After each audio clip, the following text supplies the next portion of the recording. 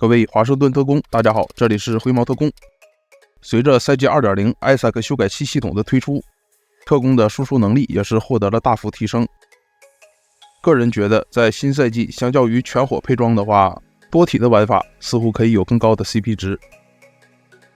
所以今天要带来的这套配装，就是一个在6体的状态下，突击步枪爆头伤害可以来到100万左右。同时，这一套在实战中也是拥有非常可观的装甲恢复速度，我愿称其为我的眼里只有头，只打不死的小强套。那么话不多说，我们直接来看配装。首先特化，我选择十字弓，因为可以额外为我们带来 10% 对精英敌人的防御，同时我们也需要它的特化武器来对抗机械狗一类的装甲单位。主武器我选择的是大脚突击步枪，这把武器的天赋就是命中头部可以提升我们的爆头伤害，每次加 6% 的伤害，可叠加25次，就是最高可以为我们提供 150% 的爆头伤害。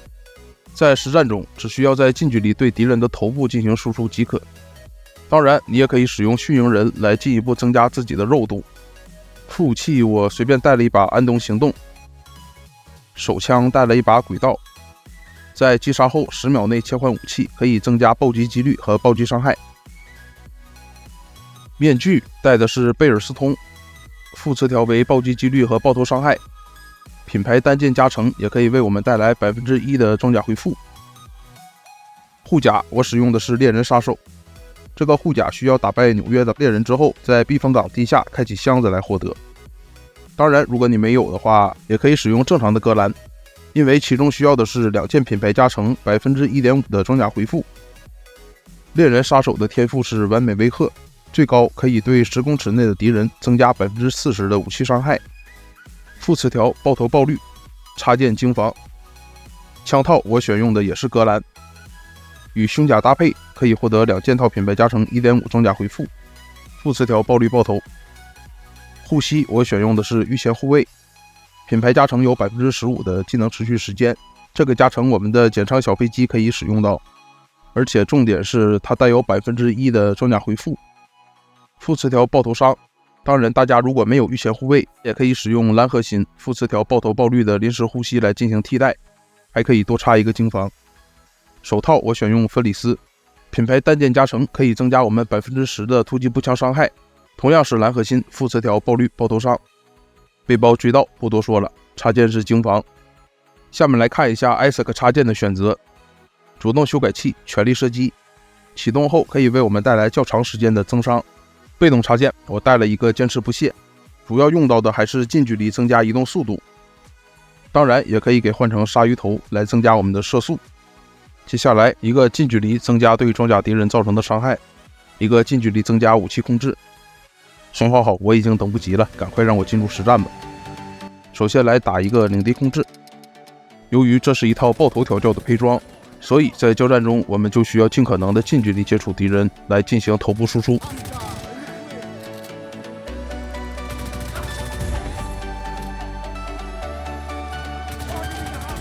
可以看到这一套的爆头伤害都在100万左右，而且伤害启动也是非常快的。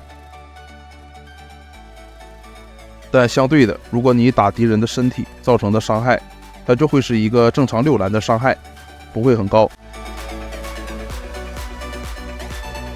接下来爆破地点4级点，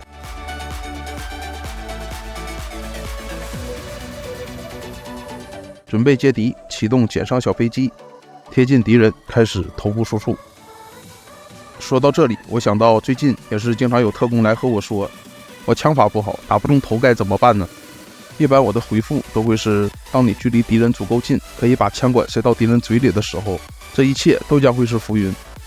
所以这不是因为你的枪法不够好，只是你离敌人不够近。这时大家就需要像这套一类的配装，超高的蓝甲也给了我们和敌人贴的勇气。在有蓝甲的情况下，我们完全可以顶着敌人的火力来进行输出，有的时候盾都不需要开。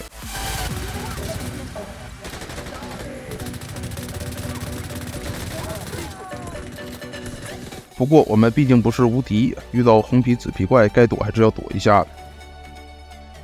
大家可以看到这个装甲恢复的速度，特别是当我们有蓝甲的时候，我们基础装甲也是一直在后面快速的回复，往复循环，敌人想干掉我们就非常的困难。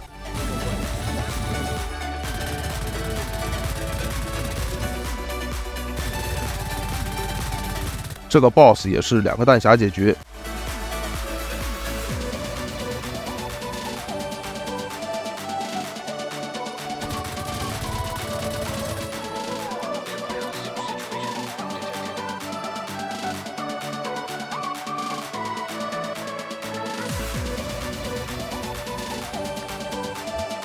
呼叫友军开始补警。总之，我平时使用这一套的话，无论是单刷4级点，或是单刷副本，就2个字：稳定。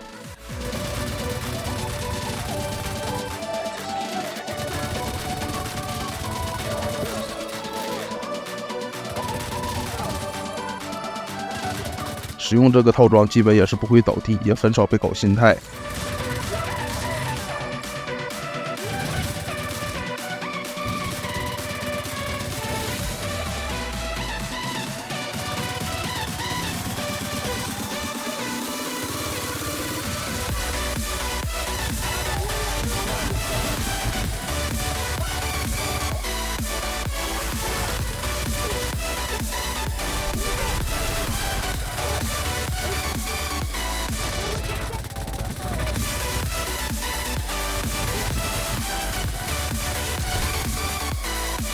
如果大家觉得这套配装有意思的话，可以配一套来玩一玩。